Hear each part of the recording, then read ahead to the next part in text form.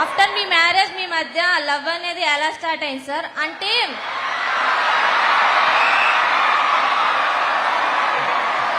చెప్పమ్మా. అంటే arrange marriage అయిన కపుల్స్ మధ్య అంత బాగుండదని బయట అపోహ సార్. చాలా పర్సనల్ క్వశ్చన్ అడిగావు చెల్లి.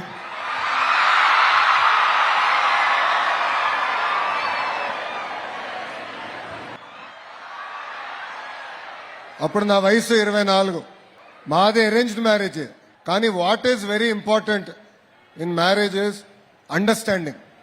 అండర్స్టాండింగ్ ఎలా అంటే మనకున్న పర్సనల్ ఇంట్లో పనులు కానివ్వండి, లేదంటే కెరియర్లో మనం ఏమైనా సాధించాలనుకున్నప్పుడు ఇద్దరి మధ్యలో ఒక అండర్స్టాండింగ్తో వెళ్ళాలి. ఇప్పుడు నాకు పెళ్ళై 19 సంవత్సరాలు అయింది. 19 ఇయర్స్ బ్రహ్మని నేను నేర్చుకుంది అది. ఆ బాండ్ కూడా అండర్స్టాండింగ్లో వచ్చింది. సో మేము ఏంటంటే అమెరికాలో మాకు పెళ్ళైన తర్వాత అమెరికాకి వెళ్ళాం.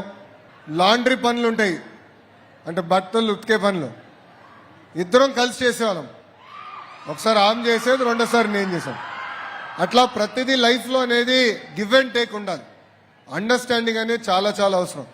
ఇప్పుడు నిజంగానే ఈ జనరేషన్ పైన వాళ్ళు ఒక చైతన్యం తీసుకురాలి. ప్రతి చిన్నాట్లకి డిసగ్రిమెంట్లు వస్తున్నాయి, ప్రతి చిన్నాట్లకి అది కష్టం అంటున్నారు.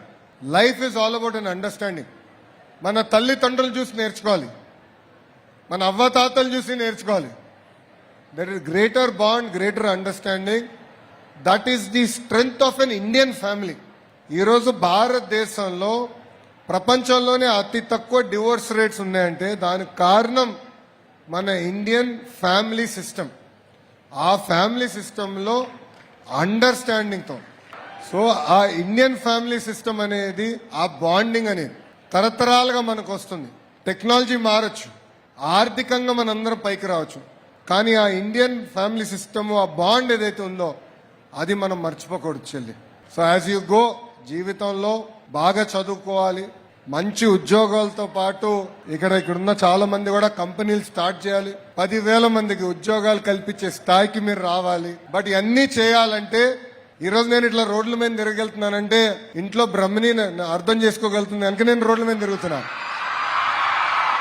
ఆనాడు నేను పాదయాత్ర చేయగలిగినానంటే ఇంట్లో సపోర్ట్ ఉంది కనుక నేను చేయగలను. That is the bond, that is the understanding. So give and take understanding అనేది చాలా చాలా అవసరం.